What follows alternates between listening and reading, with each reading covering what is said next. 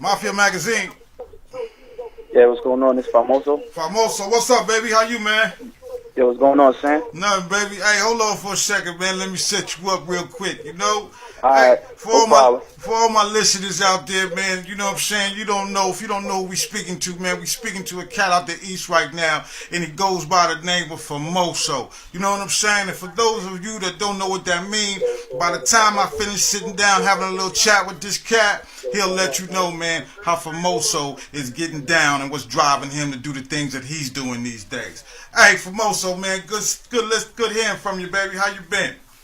Yo, I'm chilling, man, chilling. You know, just recouping from the fight last night. You know what I'm saying? Had a good time with some good friends. Yeah. Lots of drinks going around. You know what I'm saying? Enjoying the festivities. Mm-hmm. Cinco de Mayo, you know. Yeah, but you know, back on the grind. Sunday ain't nothing. You know what I'm saying? Yeah, that's day to day. No doubt, baby. Hey, FAMOSO, man, tell the peoples, man, where you from, man, and where you originally from, man, and how long you actually been getting down doing the things you've been doing.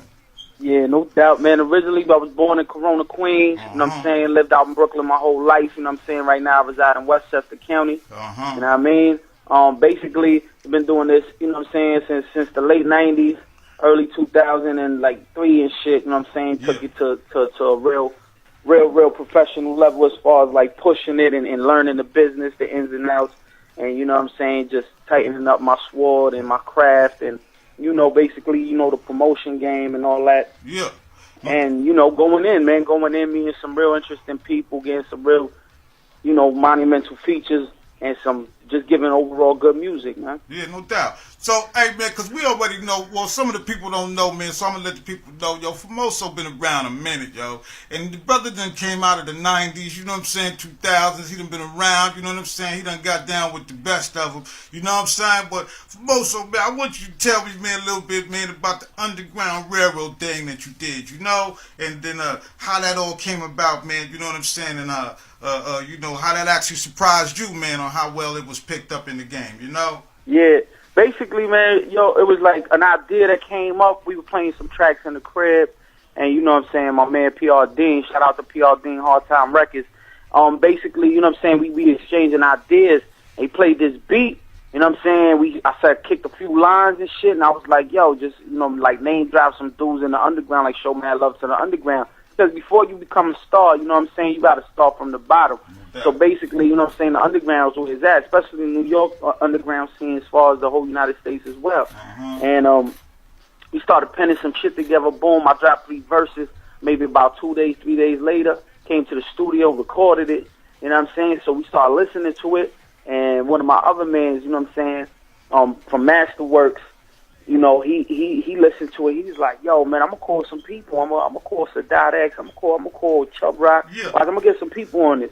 So I already was cool with, like, terminology and shit like that. Because, you know, we was, like, grinding around the same, you know, around the same era and shit. Yeah. Just grinding in the New York scene. And that just came together, man. Started piecing up. We started branching out, man. A couple dudes like my man Shabam Sadiq was on it, and he's a dope artist. I got the Cellar Dwellers and all that got on board, and you know, we just put it together, pieced it. Next thing you know, we had some dope ass music. You know what I'm saying, from some fresh new cats and from some cats that ain't been heard of in a minute. So boom. With that being said, you know, and grinding on a daily basis, or like, you know, every so often during the week, and you know, visiting the spots like SOBs in New York City, and which is not so far away from Hot 97, which is like the #1 radio station in New York. Yeah. You know what I'm saying? Peter Rosenberg, he has a radio show on Hot 97 that plays nothing but underground classics. You know what I'm saying? Right. And anybody trying to get on, far from coming from the underground up, every Sunday he got a slot from, I believe, from 10 to 1 a.m. in the morning.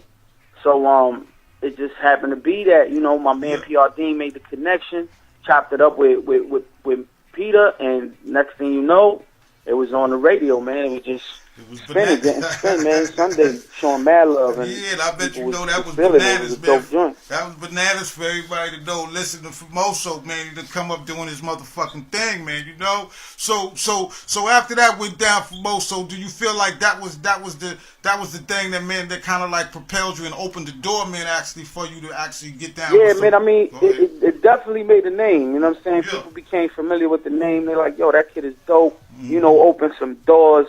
basically, and you know, I was offered some interviews at some other radio stations that follow the unsigned circuit more intricately. Right. And basically, you know, I did 91.9, I believe, Yeah. or 89.1. Matter of fact, my fault, 89.1. And that's WNYU Radio DJ Eclipse Show.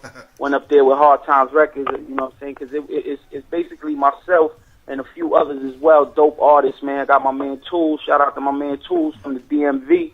You know what I'm saying? And my boy and my man Moke out from Murder, Massachusetts. No doubt. You know what I'm saying? Like, they all part of the team. My man R.I.P, Free R.I.P, originally from Queensbridge, but he be out up top in Albany, New York and shit. Right, right. And, you know, just you know, it's a unit, a tight-knit unit, and we just go hard, man. But for me personally, it definitely opened doors, you know. Mm-hmm. But like I said, like, you know what I'm saying, everything, it's a duality. Right. You know what I'm saying? You take the good with the bad. And me, you know, I was in the street, right, doing my thing as well. Yeah. So, you know, good things happen, but certain decisions left me in certain predicaments. And, you know, I got caught in a situation where, you know, I had to really, you know, remap everything and look at, right, you know, step outside the box and look at it from a different perspective. And, you know, I had to clean my act up on a personal level, as far as, you know what I'm saying, because yeah, you can't worship two masters, you know what I mean? It's either you're going to run with this music shit, you're going to be in the streets. You can't do both, because,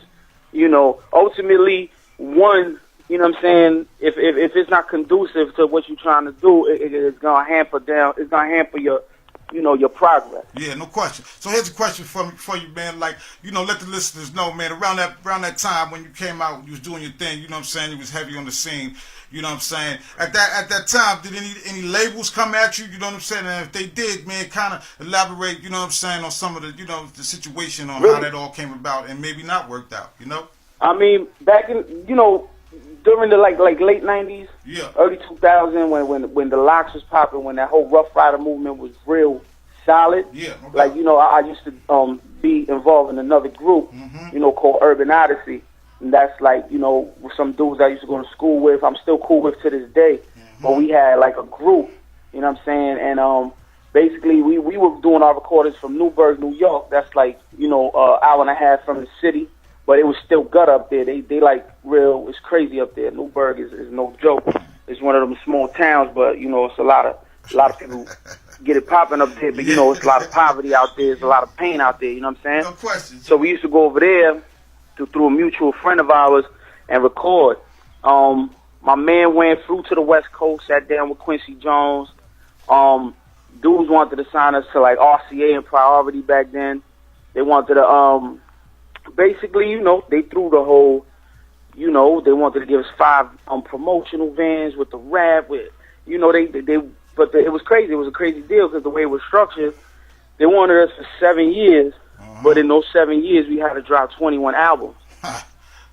You know, yeah, so that was kind of crazy. You know what I'm saying? And I was, you know, I was, you know, just naive to the whole idea of, like, I was down for it, but like, you know, I didn't really know the business scope of it. You know what I'm saying? Yeah, no question. And my man was basically mostly in charge of that situation, you know, sat down with his lawyer, and his lawyer basically talked to him and was just like, you know what, it looks good, but it's not a good deal. Yeah, no doubt. You know, so from then on, it just fell through, you know what I'm saying? Yeah.